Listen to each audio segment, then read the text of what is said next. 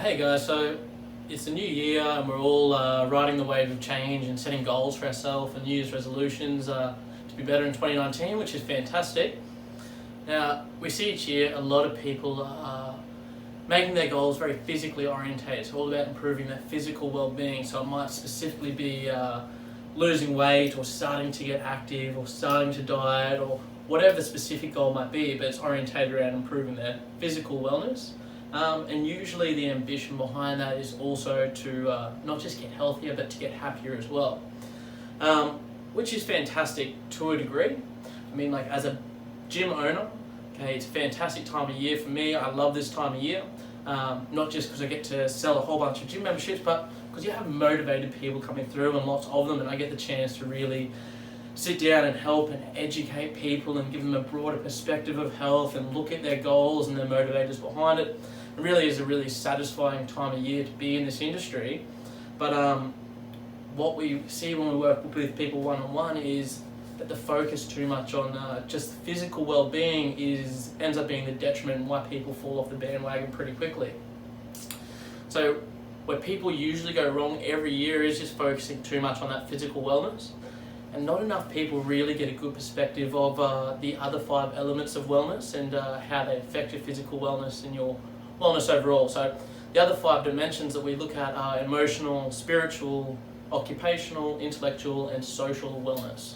So what we want to be healthy and we want to be happy, but we need to take a good look at 2 very important things before we sort of start setting goals, and that is why weren't we motivated before to be healthy, and why weren't we happy?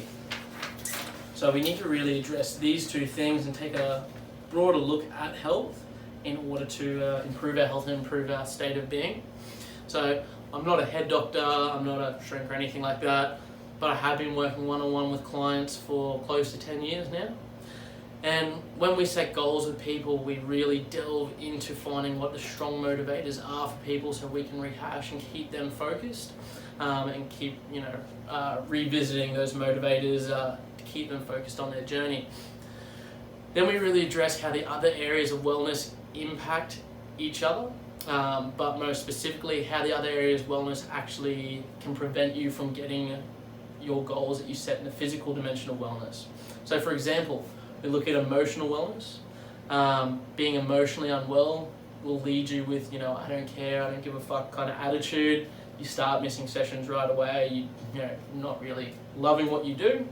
And being emotionally unwell is actually sort of the stem of a lot of addictive behaviours, so we turn to food or whatever our addiction might be to feel good for a short amount of time, even if it's, goes against our goals. It comes back to that I don't care attitude, I'm not feeling well, I need to feel good for a short period of time. But what we look at doing is, instead of trying to make yourself feel good, what can we do to make you feel good about yourself?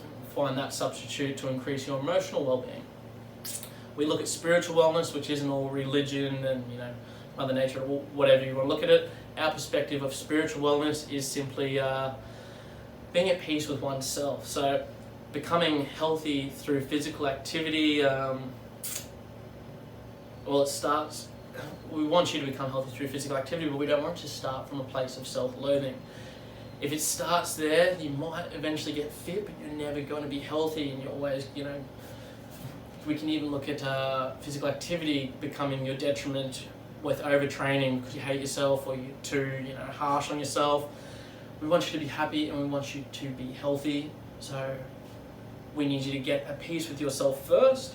And it's also a great way to overcome anxiety, being confident enough in yourself to come to the gym and get past the fear of other people being there or seeing you or whatnot, and really just being focused on oneself and being at peace with oneself. We need to address that, especially in the starting phases. We look at occupational wellness. Now we spend about a third of our prime years at work, so 8 hours a day there, 8 hours in bed, 8 hours doing whatever else. And in that time, if you're attacking work every day and you're unmotivated, you're miserable, you're stressed out, you don't set goals for yourself at work, that's obviously going to have a carryover effect to the rest of your life. So, if you bring that to the gym, I haven't got goals, I don't want to be here, you might rock up and do it and call that work ethic, but really it's not. It's going to be a detriment. As well as being at work, you increase your stress levels. Work-related stress is probably the biggest stress influence in our life. So that has a negative physical effect, as well as poor posture that you get if you're sitting at a desk all day, and whatever unhealthy habits you carry out throughout work. Like I said, that is 1/3 of your time during your prime years. So we try to establish what those are and give you ways to deal with work-related stress, give you more ergonomic ways to sit and be at work, and help you set goals there that you carry over into the gym. Because if you're kicking ass for 8 hours a day there, getting to the gym, you've just got 1 more hour of ass kicking to do, and you might find that headspace really helps. Look at intellectual wellness. Okay, so you might think gym guys are all meatheads and whatnot, but we want you to make informed decisions. Don't just do what you're told. Don't jump on some fad. Don't just follow along. We want to push you to make informed decisions in the gym, because then even when you feel like cheating, even when you go off the program, even just later as your journey continues beyond whatever program you're doing, when you cheat, at least it's informed cheating. You might be able to minimise the damage. You can make smarter decisions. You can make logical decisions. Is that worth it? It's going to take X amount of burpees to work that off, or no, I can find a better substitute. We really push you to increase your intellectual wellness. Don't just follow along. Don't be numb to information. Then last one, we look at social wellness. So finding the social side of exercise is actually a massive motivator for a lot of people.